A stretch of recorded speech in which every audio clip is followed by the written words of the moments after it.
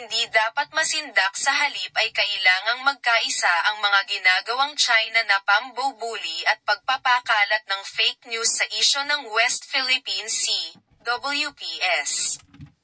Ayon kay National Security Advisor Eduardo Año, ginawa ni Año ang pahayag sa kanyang pagbisita sa Pag-asa Island para sa inaugurasyon ng bagong gusali ng Philippine Coast Guard na gagamitin para bantayan ang mga aktibidad sa paligid ng karagatan malapit sa isla. Sinabi ni Año na punteriya na China sa mga ginagawa nitong diskarte sa WPS na magkawatak-watak ang mga Pinoy sa isyu ng WPS. Kaya mahalaga aniya na magkaroon ng pagkakaisa ang mga pinakakalat na kasinungalingan ng China.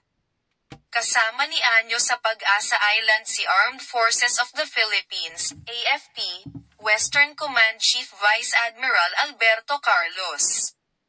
Nasaksihan mismo ng security advisor ni Pangulong Ferdinand Marcos Jr. ang 10 Chinese militia vessels, mga barko ng China Coast Guard at isang China Navy warship sa karagatan.